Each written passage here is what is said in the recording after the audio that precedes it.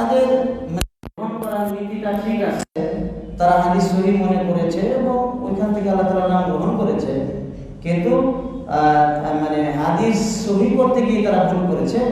হাদিস যে সহিহ এই তাসহিহের ক্ষেত্রে তারা ভুল করেছে না। وأما أهل الكلام فعندهم قاعدة.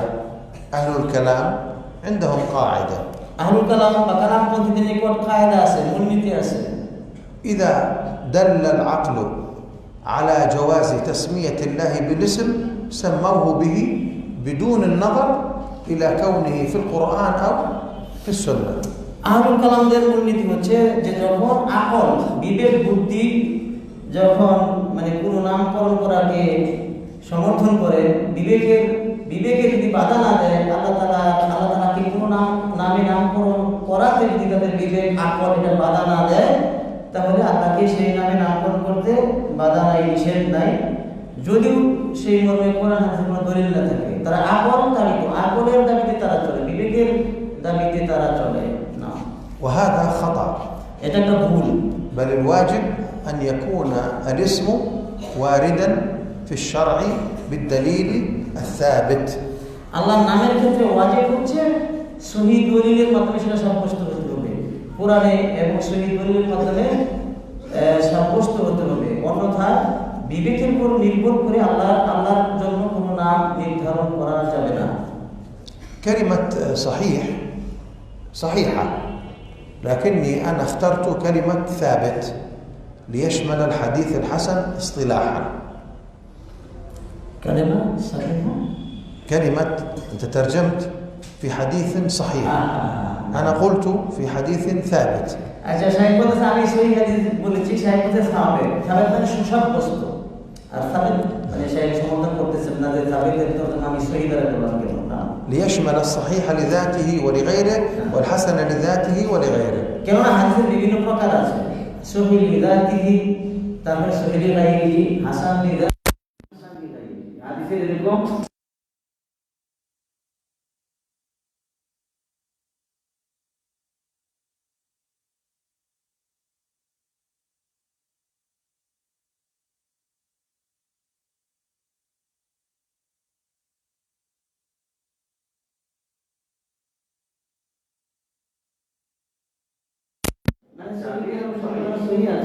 হাসান লিগাইরিহি, হাসান লিযাতিহি يدخل في الصحيح এরপর বিষয়গুলো সহিহ মধ্যে بشكل عام সাধারণভাবে, ব্যাপকভাবে। لكني أحببت أن ألفت الانتباه لهذه المسألة أنه ثابت ليدخل فيه كل ما ثبت عن الرسول صلى الله عليه وسلم وليس الصحيح فقط. মানে সাবেক বলতে তিনি উদ্দেশ্য বলছেন যাতে রাসূলুল্লাহ থেকে মানে সম্পূর্ণ সব হাদিসই এর মধ্যে পড়ে যায়, যদিও সেটা মানে সহিহ না হয়। لأنه في زماننا وجد شخص ألف كتابا في الأسماء الحسنى واسمه محمود عبد الرازق الرضواني، وهذا الرجل عنده مشاكل كثيرة.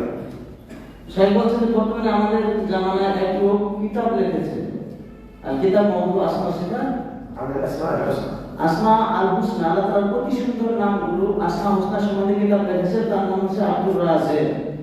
তো এই লোক মানে সঠিক নয়, এই লোকে ফিহ আখতা। ذكر في كتابه أن الحديث الحسن لا يحتج به في عد الأسماء. তার মধ্যে হাসান হাদিসের মধ্যে যে আল্লাহর যে সমস্ত নাম আছে সেটা সঠিক না, সেই নামগুলো তাকে নামকরণ করা যাবে না, তিনি তার কিতাবে লিখেছেন না। وهذا بدعة في الدين. এটা একটা বেদাত।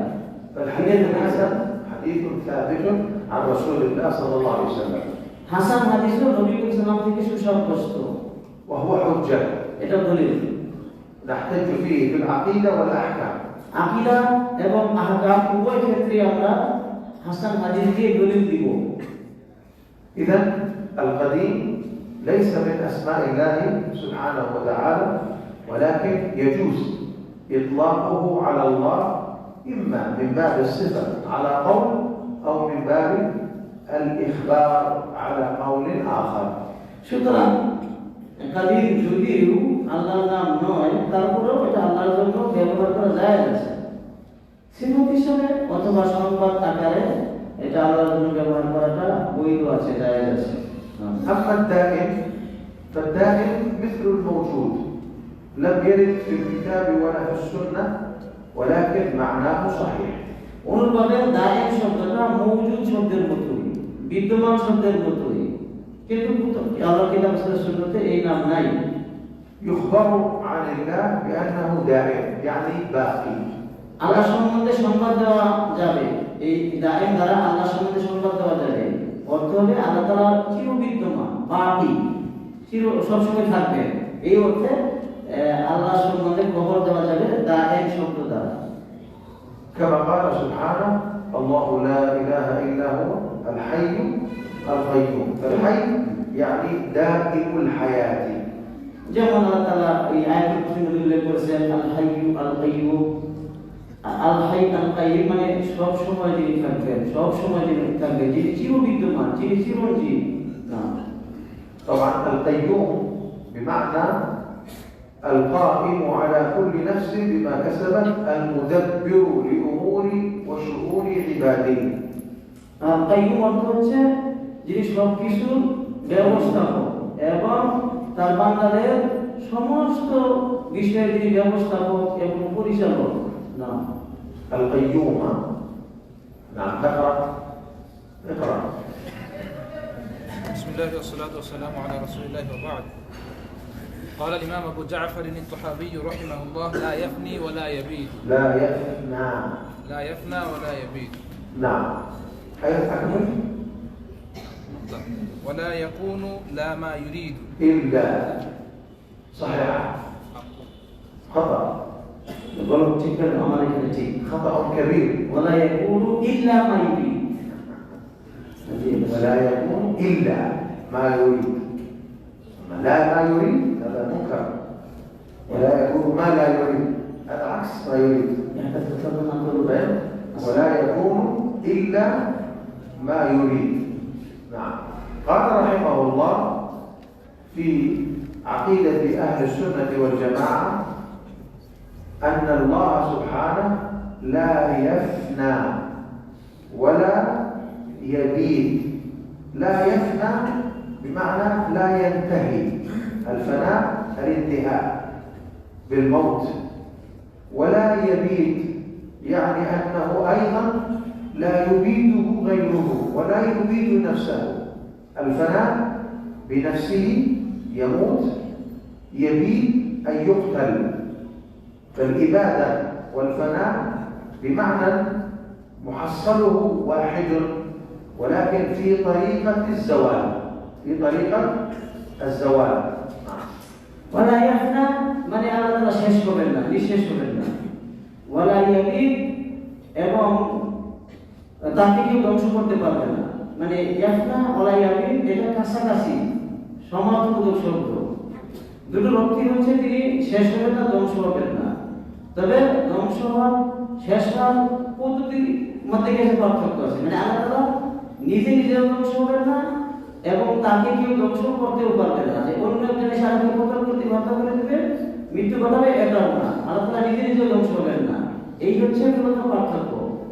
না ويأتي الفناء بمعنى الضعف والكبر كما في حديث الأسود بن سريع أن 4 يحتجون على الله يوم القيامة وذكر منهم الشيخ الفاني. الشيخ الفاني. فالفناء يكون بالعدم بالموت ويكون بالضعف الشديد. فالله قدرته وقوته وحياته 3 أشياء: قدرته وقوته وحياته وجميع صفاته كاملة لا يأتيها نقص ولا يأتيها انتهاء. শেখ বলছেন যে ফানা এর আরেক অর্থ হচ্ছে দুর্বল হয়ে যাওয়া, অতি বৃদ্ধ হয়ে যাওয়া। তো আল্লাহ সুবহানাহু ওয়া তাআলা কুদরত শেষ হবে না, তার হায়াত শেষ হবে না। সালাতুল্লাহ কুদরত হায়াতু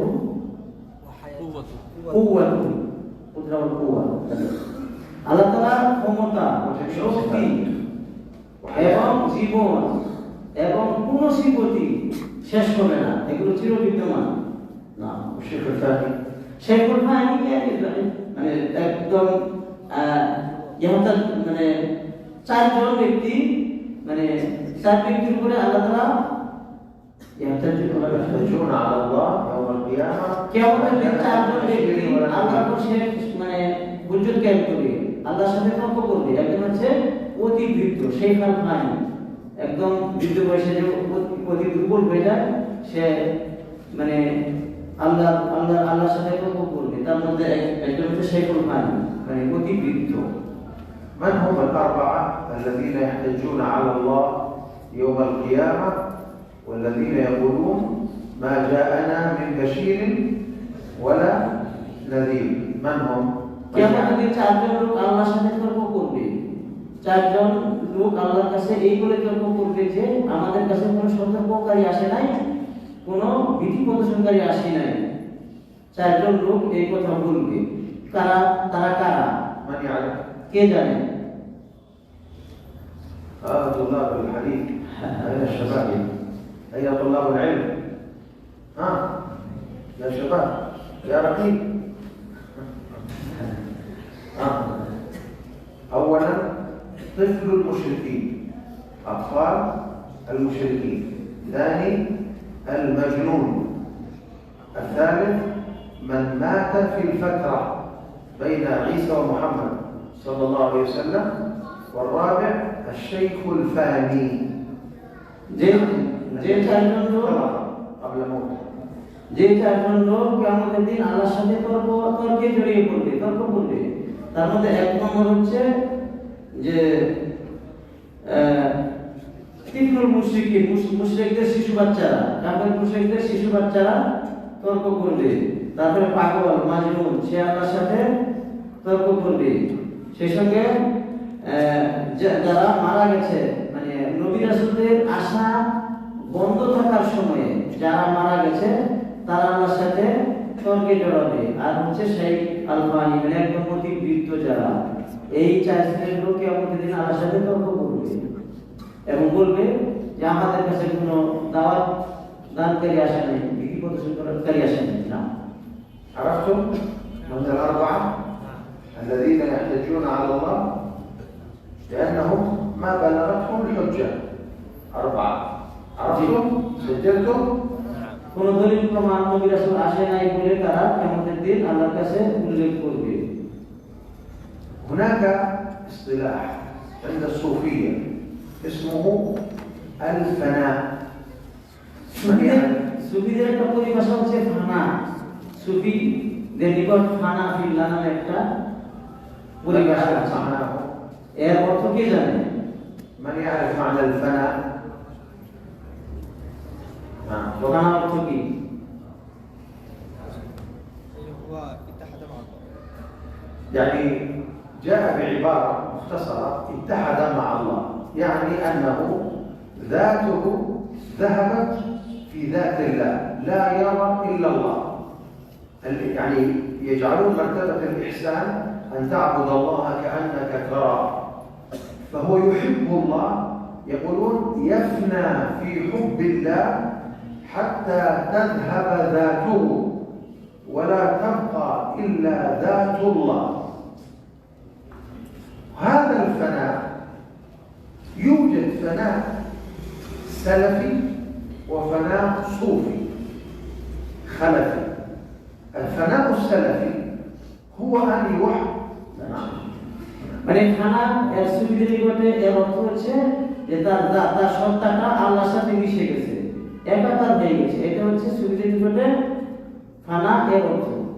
সে নিজেকে আল্লাহর সাথেই দেখে, সে আল্লাহর মধ্যে বিলীন হয়ে যায়।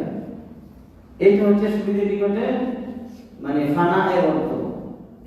তো এই ফানা দুই প্রকার, দুইটা ফানা পাওয়া যায়, একটা হচ্ছে সালাফি আর একটা হচ্ছে খালাফি। মানে বেদান্তের নিকট একটা ফানা আর সালাফিদের নিকটও ফানা আছে। না, الإحسان وتعبد الله كأنك تراه. হ্যাঁ, ইহসান, যেমন ইহসানের স্তর হাদিসে এসেছে, হাদিসে এসেছে যে তুমি আল্লাহর ইবাদত করবে যেন তুমি আল্লাহকে দেখতেছো। টাকাকে দেখতেছো, এটা হচ্ছে সালাফিদের স্তর। তারা সালাফি, আনা সালাফি, দেখছো? আলা কুল্লি তাজাতুল হাদিস। نعم. إذا أنا أتكلم قليلا حتى لا يفوت الشيخ عبد الله بعض الفوائد، ورقيب الإسلام لا يقول شيئا. أنا الذي لا أفهم البنغالية ما سمعت كلمة الإحسان ولا ما حولها. إنا لله وإنا إليه راجعون. الصوفية يعتقدون أن الفناء هو مرتبة الإحسان. সুফিরা মনে করে যে ইহসানের স্তরটাই হচ্ছে ফানা বিল্লাহ। أن تعبد الله كأنك تراه. যেমন হাদিসে এসেছে তুমি আল্লাহর ইবাদত করবে যেন তুমি আল্লাহকে দেখতেছো। أن يفنى عن ذاته تفنى فلا يرى ذاته. তার জাত বা সত্তা সুফি এর জাত শেষ হয়ে যাবে, নিঃশেষ হয়ে যাবে। নিজের জাতকে দেখবে না, শুধু আল্লাহর জাতকেই দেখবে। ولا شيئا من الذوات. আর কিছুই দেখবে না, আর কোনো সৃষ্টিকেই দেখবে না, শুধু আল্লাহকেই দেখবে সে। بل يرى في كل شيء الله. সব কিছুতেই সে আল্লাহকেই দেখবে। لأنه هو الذي خلق هذه الأشياء. আল্লাহ তাআলাই এগুলোকে সৃষ্টি করেছেন। فيرى صنع الله সে আল্লাহর সৃষ্টি দেখে, وقدرة الله ক্ষমতা দেখে, وحكمة الله. আল্লাহর হিকমত দেখে। فيزداد حبا لله. এতে করে আল্লাহর ভালোবাসা বৃদ্ধি পায়। إلى هنا إذا كان يؤمن بالله وحده أنه الخالق وهو المخلوق وأن هذه الأشياء مخلوقات لله، إلى هنا لا مشكلة، لأن هذا من درجة الإحسان. সে যদি এই বিশ্বাস করে যে সে নিজের সৃষ্টি, আল্লাহ স্রষ্টা, এইটা যদি বিশ্বাস করে, সৃষ্টি এবং স্রষ্টা এই দুই বস্তুতে যদি বিশ্বাস করে, তাহলে আপাতত এটার প্রতি কোনো সমস্যা নাই। المشكلة أن يعتقد أن كل شيء أصبح هو ذات الله. কিন্তু সবকিছু আল্লাহর জাত হয়ে গেছে, এইটা হচ্ছে সমস্যা। وأن يرى الله متحدا أو حالا أو كل شيء هو الله، لا خالق ومخلوق. যদি দেখে যে আল্লাহ নেমে গেছে সৃষ্টির মধ্যে, সৃষ্টি এবং স্রষ্টা আলাদা আলাদা কিছু নেই, সবকিছুই আল্লাহ, সবকিছুর মধ্যে আল্লাহ, এটা যদি হয় তাহলে সমস্যা। حتى يقول بعضهم ما في الجبة إلا الله. কেউ কেউ বলে আমার জুব্বার নিচে আল্লাহ ছাড়া কিছুই নেই। ويرى الله في كل شيء أنه هو الله حقيقة. সবকিছুর মধ্যে আল্লাহকে প্রকৃতপক্ষেই দেখে। هذا شرك. এটা শিরক। الله واحد أحد لا شريك له، আল্লাহ একক অদ্বিতীয়, তার কোনো শরীক নাই। وهناك خالق ومخلوق. খালেক আছে, মানে স্রষ্টা আছে, সৃষ্টি আছে, দুই ভাগে বিভক্ত না। ويوجد رب ومربوب. প্রতিপালক, প্রতিপালিত। وإله معبود وعابدون المخلوقات. আবেদ মাবুদ আছে, আল্লাহ হচ্ছে মাবুদ আর মাখলুকাত হচ্ছে আবেদ, ইবাদতকারী। نحن نموت আমরা মারা যাব, والله حي لا يموت. আল্লাহ চিরজীবন্ত, তিনি মরবেন না। عرفتم الفرق بين الفناء الباطل والفناء الحق أو القريب من الحق بغض النظر عن التعبير. সত্য খানা এবং বাতিল খানা, এটা কি এর প্রাথমিক আমরা বুঝেছি? অবশ্যই বুঝেছি। সত্য খানা যেটা সালাফিদের নিকট, সেটা কি যে আল্লাহ, আমরা এইভাবে আল্লাহর ইবাদত করব যেন আমরা আল্লাহকে দেখতেছি না। قوله لا يفنى إذا لها معنيان واضحان. لا يفنى يعني لا يموت، والمعنى الثاني لا يفنى لا يضعف ولا ينقص شيء من صفاته سبحانه وتعالى. খানার দুই অর্থ, একটা হচ্ছে শেষ হয়ে যাওয়া, আরেকটা হচ্ছে দুর্বল হয়ে যাওয়া। আল্লাহ শেষ হবেন না, দুর্বল হবেন না। وقوله لا يبيد أي لا يهلك. باد يعني بائدة هالكة ماتت. মানে লায়াহিক এর অর্থ হচ্ছে লায়াহিক, তিনি ধ্বংস হবেন না। যেমন বলা হয় আল বাইদা, যেগুলো ধ্বংসপ্রাপ্ত হয়ে গেছে সেই সমস্ত জাতির সম্বন্ধে বলা হয় আল আল বাইদা। মোট কথা আল্লাহ তাআলা মানে শেষ হবেন না, ধ্বংসপ্রাপ্ত হবেন না। এই হচ্ছে লায়াহিকের অর্থ। না وما يستوي الأحياء ولا الأموات هل أحياء ولا هل يستوي الحي والميت؟ মানে জীবন্ত এবং মৃত সমান নয়। فالمخلوق يوصف بأنه حي ويوصف بأنه ميت صحيح؟ মাখলুক বা সৃষ্টির দুইটা গুণ আছে, একটা হচ্ছে জীবিত জীবিত এবং একটা হচ্ছে মৃত। অর্থাৎ মাখলুক জীবিত থাকে, মাখলুক মৃত্যুবরণ করে, এই দুইটা মাখলুকের গুণ না। والله الله لا إله إلا هو الحي القيوم. الحي إلهنا حي والمخلوق حي. ما الفرق بين الحي والحي؟ আমরাও হাই আর আল্লাহ তাআলাও হাই। মানে হাই এটা মাখলুকের সিফত, আল্লাহর সিফত। এই এর মধ্যে পার্থক্যটা কি? আমাদের হায়াত এবং আল্লাহর হায়াতের মধ্যে পার্থক্য কোথায়? পার্থক্য কি? না, الفرق الأول يوجد ثلاثة فروق. الفرق الأول أن الله لم يسبق بعدم بل هو الأول الذي لا شيء قبله. তিনটা পার্থক্য আছে। এক নম্বর পার্থক্য হচ্ছে যে আল্লাহ তাআলা আগে কেউ নাই, আল্লাহ তাআলাই মানে প্রথম, তিনি শুরু, তার আগে কেউ নাই। এই হচ্ছে এক নম্বর কথা। না, وكل المخلوقات مسبوقة بفناء. আর প্রত্যেক মাখলুকের ব্যাপারে কথা হচ্ছে সে আগে ছিল না, তারপর সে অস্তিত্ব ধারণ করেছে। এই হচ্ছে এক নম্বর পার্থক্য। আল্লাহ তাআলা আগে আর কেউ নাই, مسبوقة بالعدم. আর মাখলুক একসময় ছিল না, তারপরে অস্তিত্ব ধারণ করেছে, কিন্তু আল্লাহ সবসময় আছে। এই হচ্ছে এক নম্বর পার্থক্য। فالعالم مخلوق. العالم العرش والكرسي والسماوات والأرض والجن والإنس كل شيء، كل ما سوى الله كان بعد أن لم يكن، بعد أن كان معدوما أوجده الله. আলাম সৃষ্টি জগৎ, আসমান, জমিন, আরশ, কুরসি, এই সবগুলি হচ্ছে মাখলুক। এগুলো একসময় ছিল না, তারপরে অস্তিত্ব ধারণ করেছে। মানে যত সৃষ্টি আছে তা একসময় ছিল না, তারপর হয়েছে। একসময় কোনো অস্তিত্ব ছিল না, তারপর অস্তিত্ব ধারণ করেছে। কিন্তু আল্লাহর অস্তিত্ব আলাদা। আল্লাহ সবসময় আছে, সবসময় বিদ্যমান। আল্লাহর আগে আর কিছুই নাই, কিছুই ছিল না।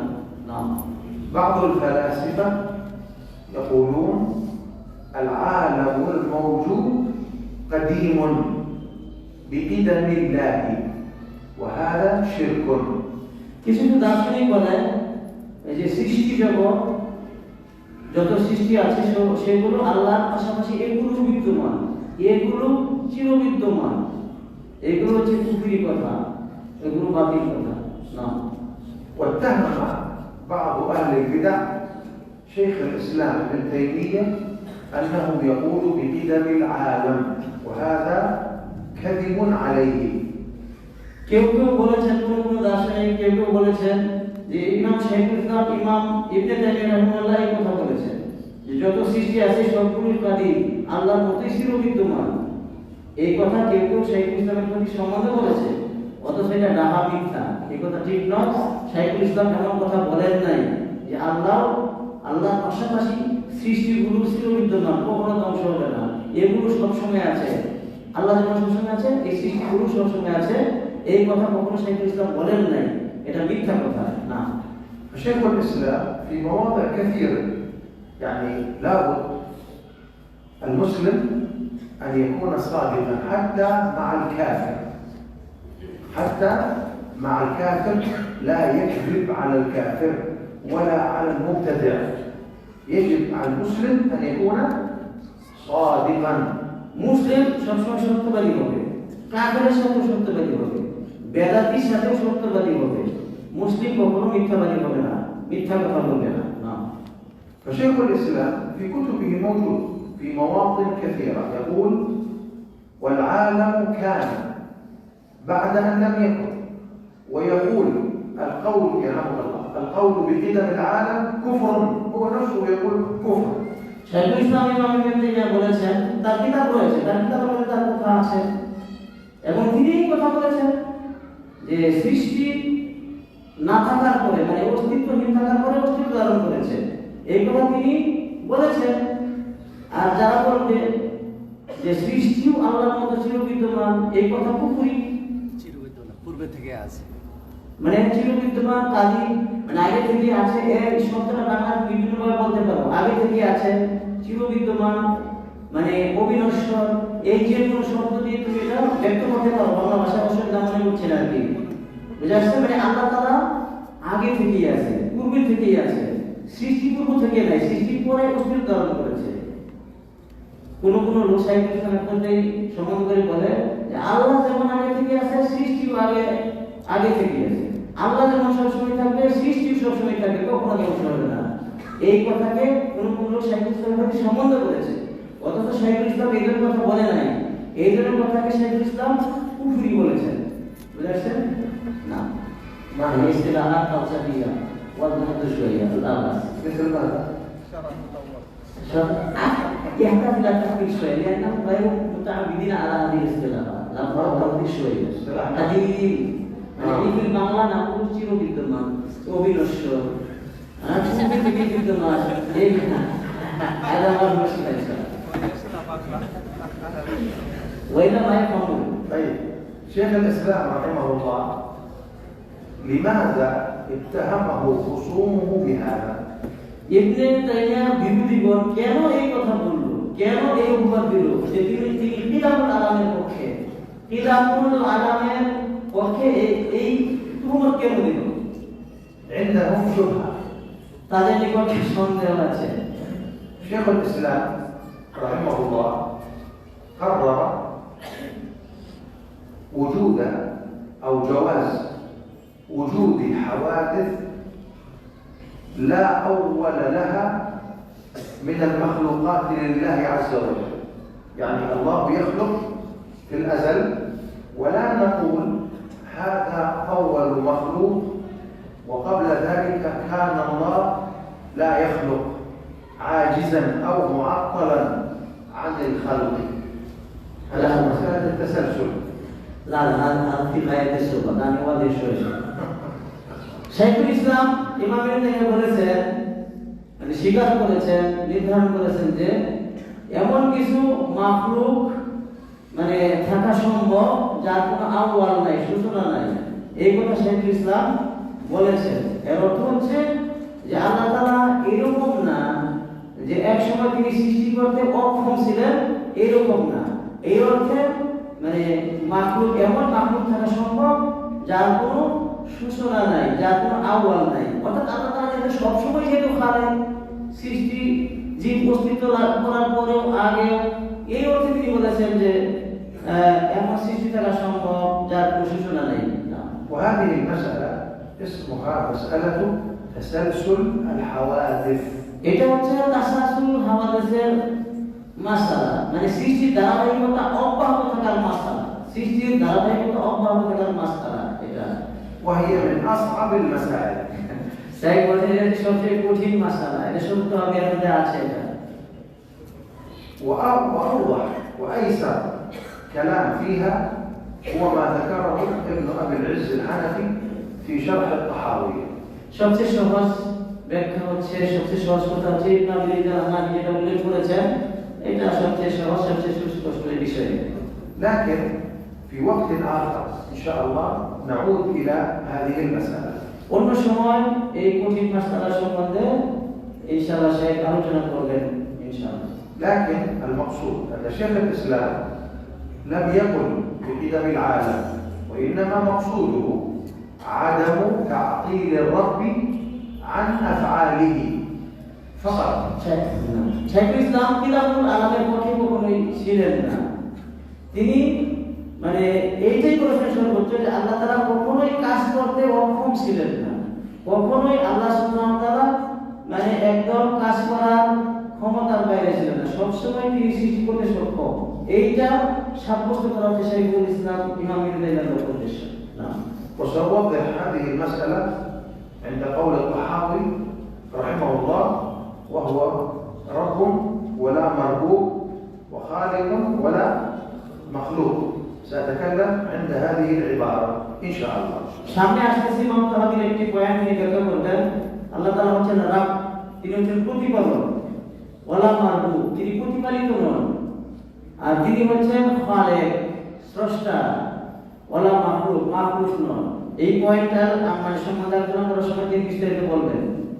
يعني أن الله كان ربا ولو لم يكن يوجد مخلوق مربوب فهو رب في الأزل. আল্লাহ তাআলা রব ছিলেন যখন কোনো মারবুব ছিলেন না, যখন কোনো প্রতিপালিত মাখলুক ছিলেন না, তখন আল্লাহ তাআলা রব। মানে আজালে, আজালে মানে কি, মানে আদিতে, মানে সীমাহীন গতিতেও আল্লাহ তাআলা কি ছিলেন? রব ছিলেন, খালেক ছিলেন। যখন কোনো মাখলুক ছিল না, যখন কোনো মারবুব ছিল না, তখনও আল্লাহ তাআলা রব। ولا يكون إلا ما يريد كما قال سبحانه وتعالى إنما أمره أول شيء يقول فعال لما يريد. তারপর লা ইয়াকুনু ইল্লা মা ইউরিদ, আল্লাহ তাআলার ইচ্ছার বাইরে কোনো কিছু হয় না। যেমন আল্লাহ তাআলা কোরআনে বলেছেন ফাআলু লিমা ইউরিদ, আল্লাহ যা চান তাই হয়।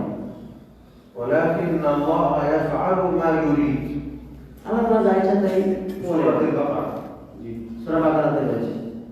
وقال تعالى إنما أمره إذا أراد شيئا أن يقول له كن فيكون. أمره أمر الله إنما بقوله سبحانه وتعالى.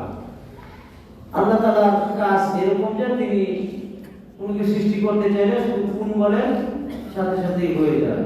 আল্লাহর আমরই আমর, আল্লাহর সৃষ্টি সৃষ্টি না।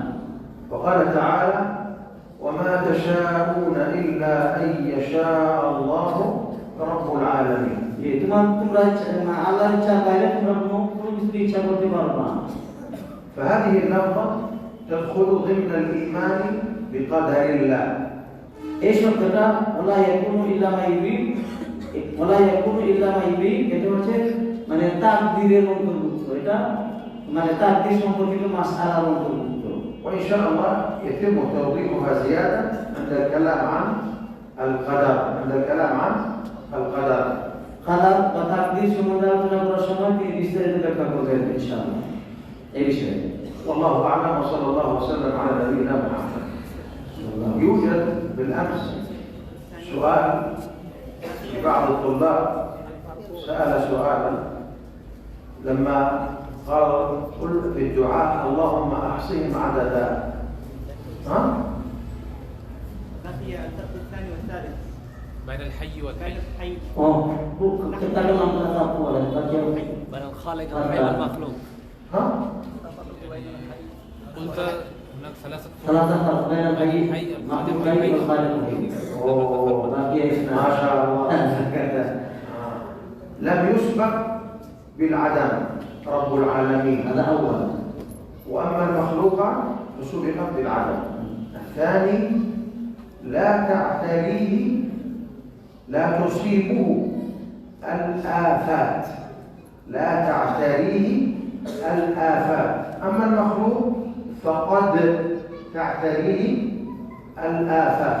দ্বিতীয় বর্ণনা করছে মানে হাই আল্লাহ তাআলাকে কোনো মুসিবত স্পর্শ করতে পারে না।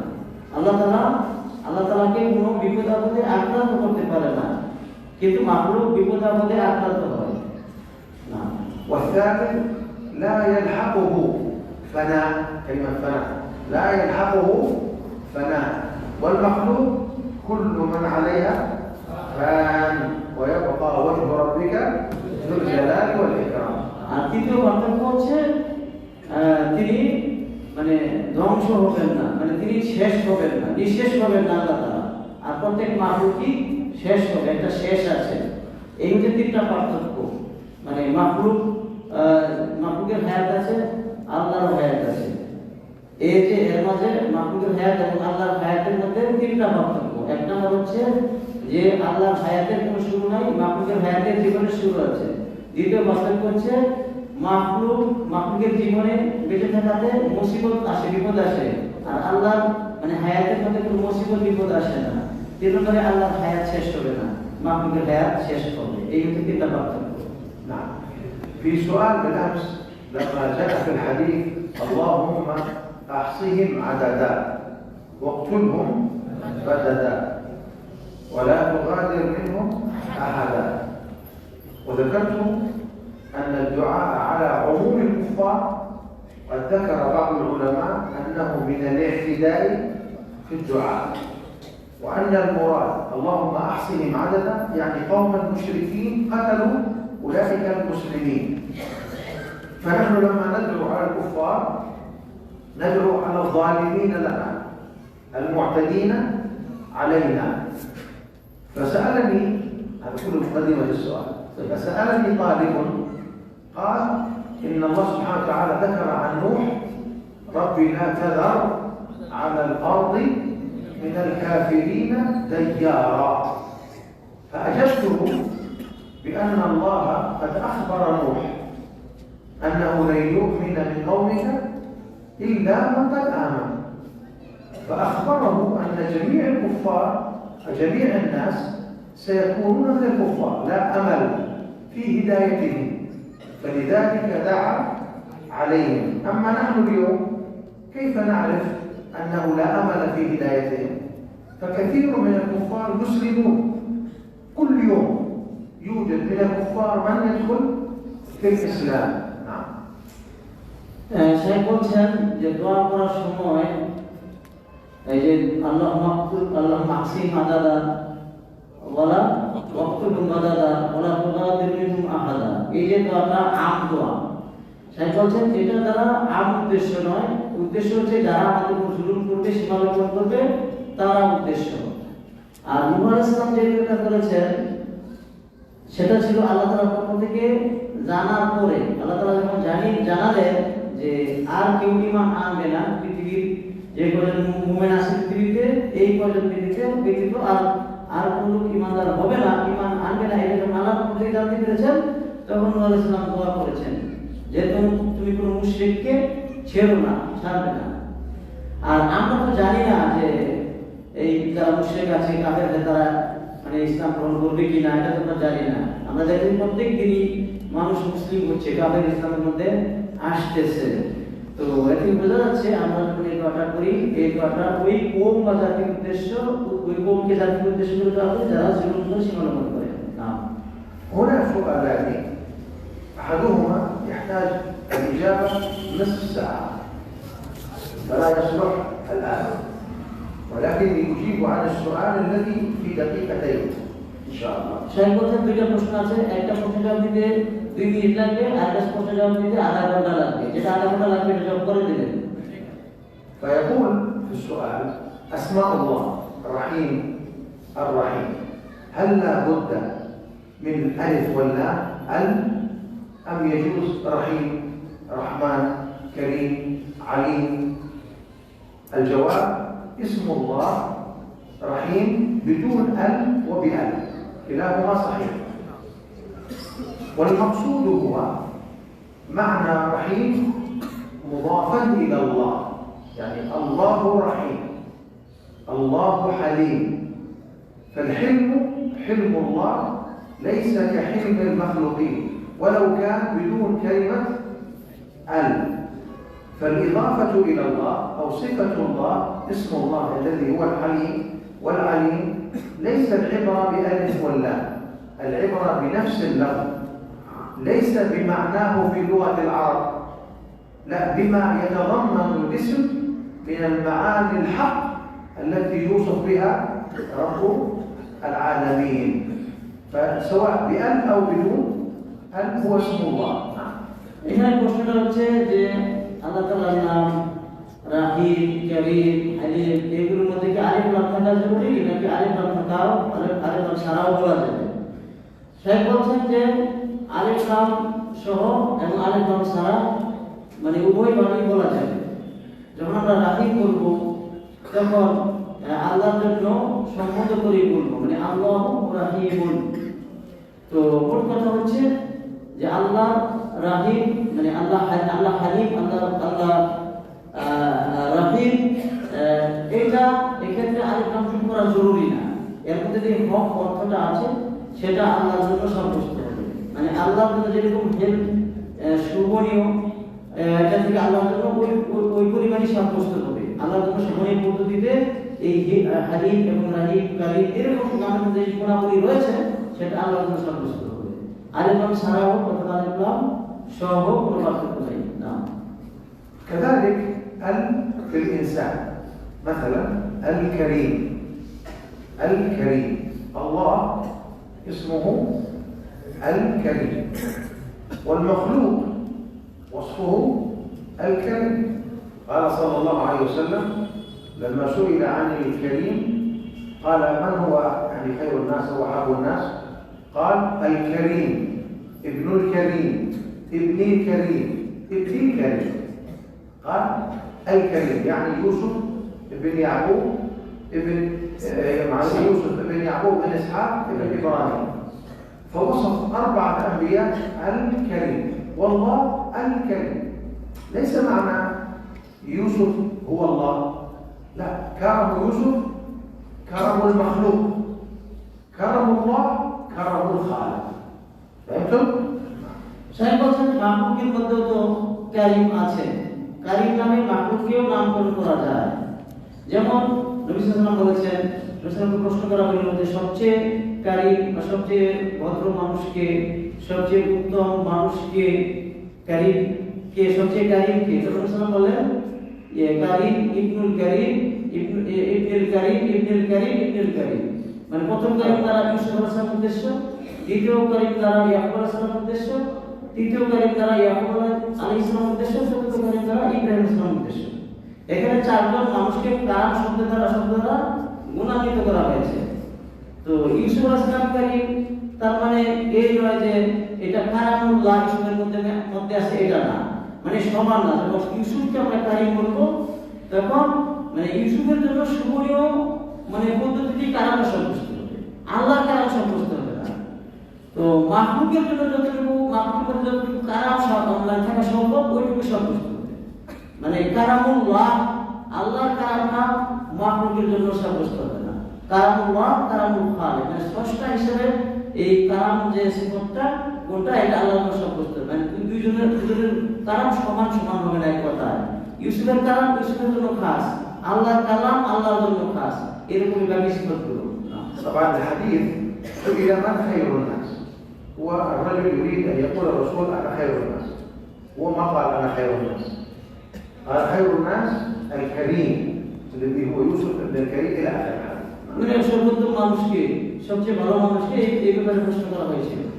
وهذا من تواضع الرسول صلى الله عليه وسلم. এটা রাসূলের বিনয়ের প্রমাণ। والله اعلم وصلى الله وسلم على نبينا محمد.